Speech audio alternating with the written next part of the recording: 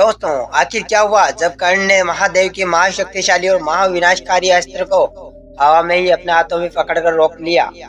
तो आइए जानते हैं, लेकिन वीडियो में आगे बढ़ने से पहले हमारे चैनल को सब्सक्राइब अवश्य करें और बेल आइकन को जरूर दबाएं और कमेंट बॉक्स में हर हर महादेव जरूर लिखें। दोस्तों, ये बात महाभारत के कुरुक्षेत्र युद्ध के 14वें दिन की रात्रि की बात है, जब पांडव सेना और कौरव सेना के बीच एक भीषण युद्ध छिड़ जाता है।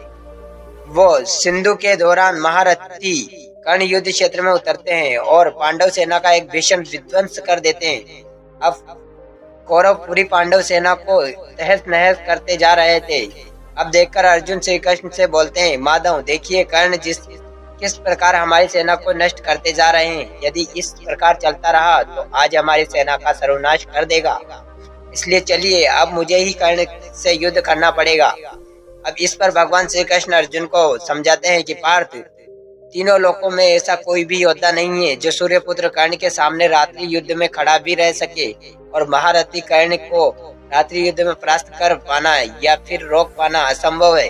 जिसके बाद श्री कृष्ण मायावी राक्षस घटोत्कच का आह्वान करते हैं और उसको कर्ण से युद्ध करने का आदेश देते हैं, क्योंकि रात्रि के समय राक्षसों की शक्ति हजारों गुना बढ़ जाती है। जिसके बाद मायावी राक्षस घटोत्कच अपनी एक श्रेणी रक्षा से सेना और भीम साथ आतंकी समेत कई सारे महारथियों के साथ सूर्यपुत्र कर्ण पर आक्रमण करते हैं। अब महारथी कर्ण घटोत्कच से युद्ध करते आते हैं और फिर तब तक सूर्यपुत्र कर्ण और मायावी राक्षस घटोत्कच के बीच युद्ध पूरे महाभारत का सबसे विनाशकारी और सबसे भयानक युद्ध छिड़ जाता है। अब इस युद्ध की शुरुआत तीरों से सभी महारथी योद्धाओं को घायल कर देते हैं और युद्ध छोड़ के भागने पर मजबूर कर देते हैं। कक्ष श्रेणी सेना का भी सर्वनाश कर देते हैं और घटोत्कच को अपने तीरों से भेज देते हैं। अब माना जाता है कि मारुति कर्ण ने घटोत्कच के पूरे शरीर को अपने तीरों से भर दिया था। अब कर्ण के शरीर में 1 इंच भी ऐसी जगह नहीं बची थी जहां के तीर ना घुसे। अपने ऊपर हावी पड़ती देख और अपने प्राण बचाने के लिए मायावी राक्षस का टोटका अपनी राक्षसी माया का प्रयोग करना शुरू कर देता है और वो कर्ण के ऊपर लगभग 1000 से ज्यादा माया का प्रयोग करते हैं।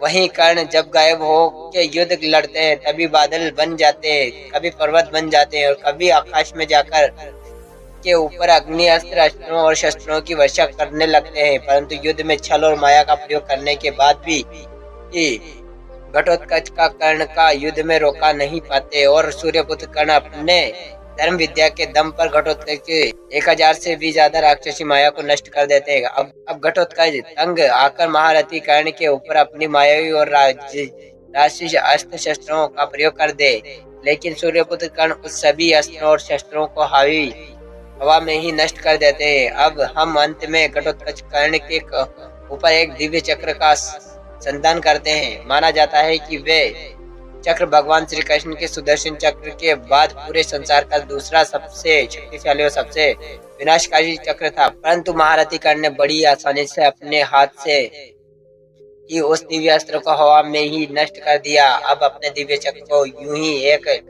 लकड़ी की तिल्ली की तरह नष्ट होता देख घटोत्कच का बहुत ही ज्यादा क्रोधित हो जाते हैं और वे अंत में अपना सबसे शक्तिशाली अस्त्र महादेव द्वारा दिया हुआ वजन पर चला। वे वह 2 योजन लंबा और 1 योजन चौड़ा था, जिससे घटोत्कच ने देवों के देव महादेव की एक बहुत ही कठिन तपस्या करके प्राप्त जिससे घटोत्कच ने देवों के देव महादेव की एक बहुत ही कठिन तपस्या करके प्राप्त किया था। अब इस वर्जन में 108 चक्र लगे हुए थे जो निरंतर घूम रहे थे। अभी आप अत्यंत विशाल और एक पर्वत के समान था।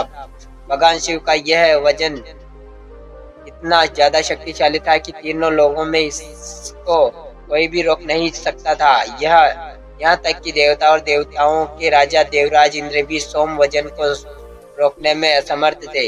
अब कटौती हुई क्रोध में भर के पूरी शक्ति से कर्ण के ऊपर भगवान शिव का यह वज्र चला देते हैं, जिससे देख महारथी कर्ण अपने धनुष को रथ में रखते हैं और रथ से नीचे कूद जाते हैं और वह भगवान शिव के उस वज्र की ओर दौड़ते हैं और उसको हवा में ही अपने अपने खाली हाथों से पकड़ लेते हैं। अब ये दृश्य देखकर तीनों लोगों में सभी आश्चर्यचकित रह जाते हैं और फिर उसके बाद महारथी कर्ण उस वज्र को वापस कर्ण के ऊपर ही फेंक देते हैं, जिस पर घटोत्कच रथ से कूदकर अपनी जान बचाते हैं।